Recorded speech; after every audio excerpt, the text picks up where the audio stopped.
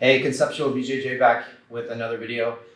Today we're going to talk about guard retention and more specifically attacking. So a lot of people think of attacking and guard retention as separate, but I think one of the overlooked concepts is that if you're attacking them, it's much harder for them to pass if they're worried about their base and worried about submissions and defending your attacks. So if the person on top is busy defending your attacks, that's going to be much more, put them on a much more defensive minded mindset than just to pass your guard right off the bat.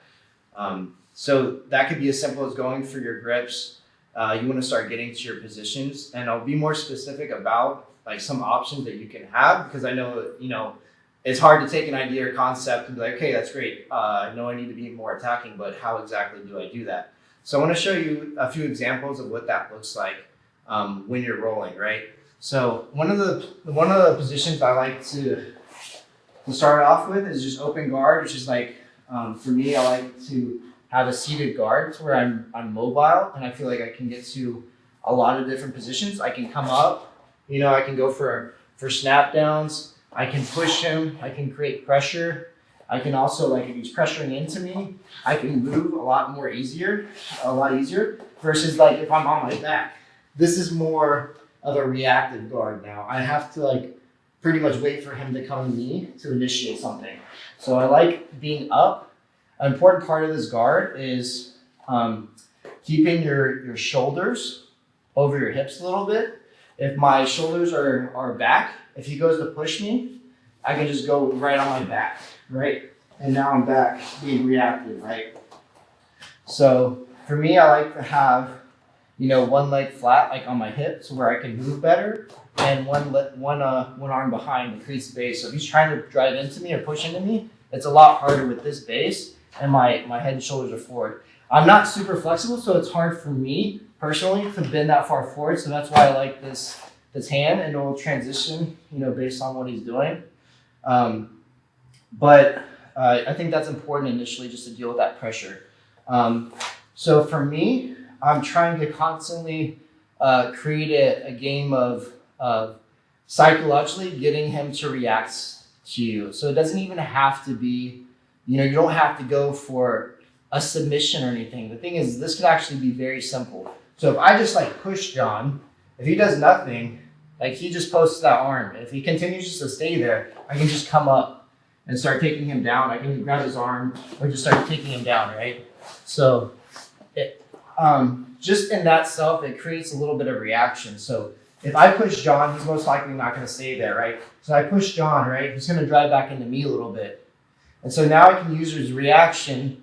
If he continues to drive into me, here, I can go for butterfly sweeps. Head to the mat, go for butterfly sweeps and stuff like this. As action reaction, So, this can go back and forth. I push him, he pushes back, or maybe he grabs my arm here like this. Now I'm going for like 2-on-1s using his grips. So I want you to think of ways of how to generate offense off of his reactions. So stop trying to force things and go off his reaction. If I pull John and he's resisting, I'm not going to continue to pull him.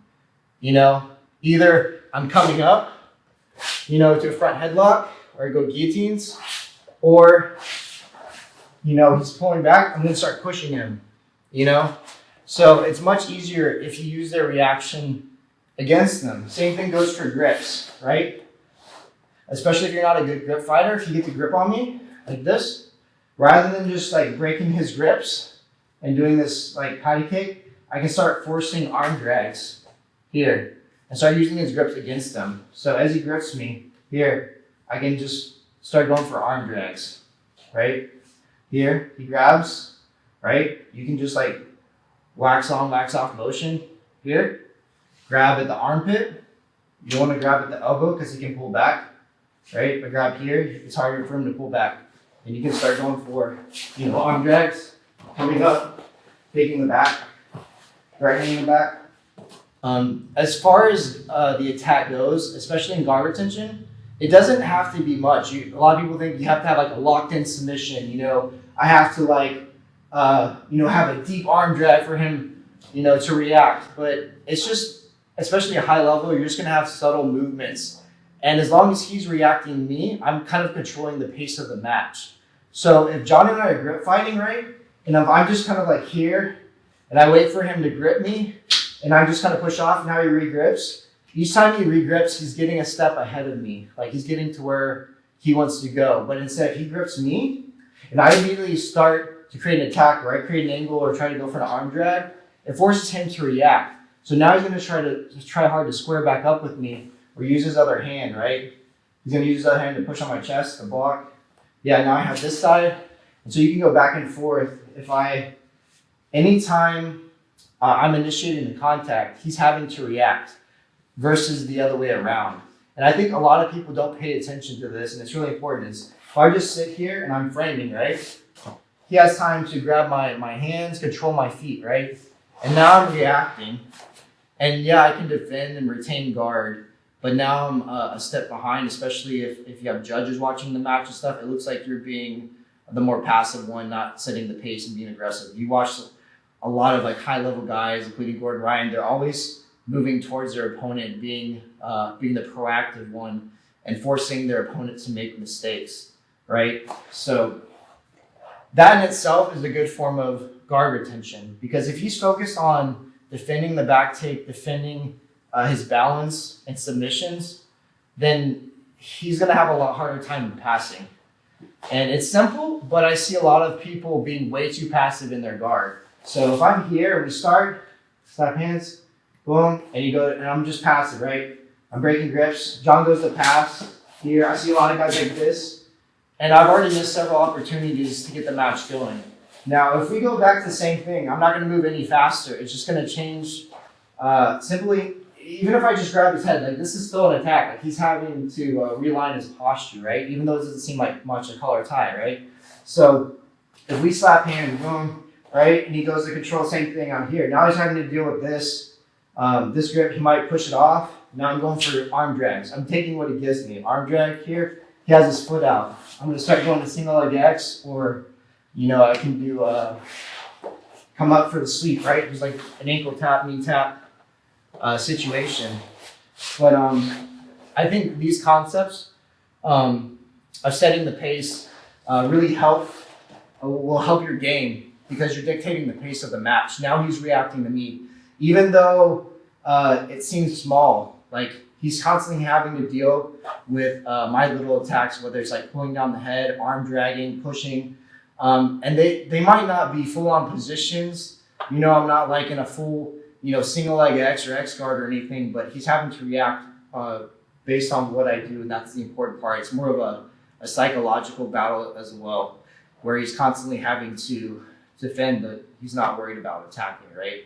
I don't know if you feel it, but it's like it's much harder to deal with than if I'm just using my frames and scooting around, right? Mm-hmm. A lot of people, I think they're being more passive, and they're waiting for you to make a mistake, right, to shoot in. But even if John's standing, like we said, he's sitting. Even if he's standing, if I come here and I wait for him, he can now step in between my legs, start to knee cut pass, and now I'm having to defend, right?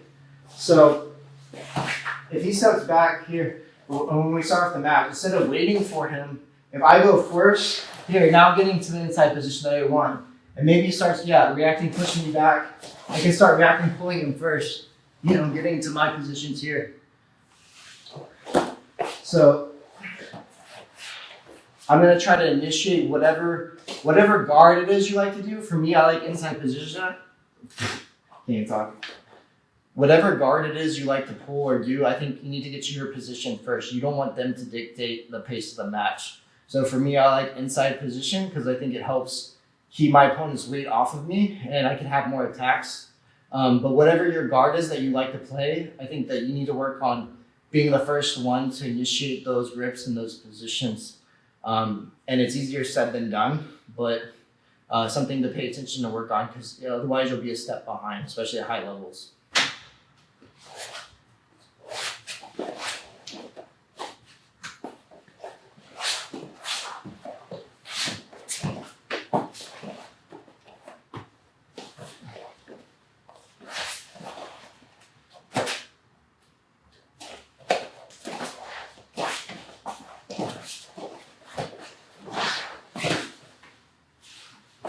All right, guys. So remember to be proactive. It's about putting the opponent on defense, especially from a guard retention standpoint, and getting them reacting to your game. So remember, it doesn't have to be full-on attacks, but if you're just constantly changing your grips, going with what they give you, collar tie, they push your arm off, you have the arm drag, you have different setups based off their reaction. So you want to feel like you keep flowing with whatever reaction they give you. They're pulling, that's when you push. They push you, that's when you pull. So you want to go with your reaction as you're doing this. So it's kind of two parts. You want to initiate the action and go with their reaction, what they're giving you, or use it against them, if that makes sense. So I hope these tips really help you. I think this will really help your guard retention and create more of that attacking guard, especially at tournaments and higher levels. Thank you, and we'll see you in the next video. Like, comment, subscribe. Let us know if you like the content, what kind of videos you'd like to see, and we'll see if we can put them out for you. Thank you.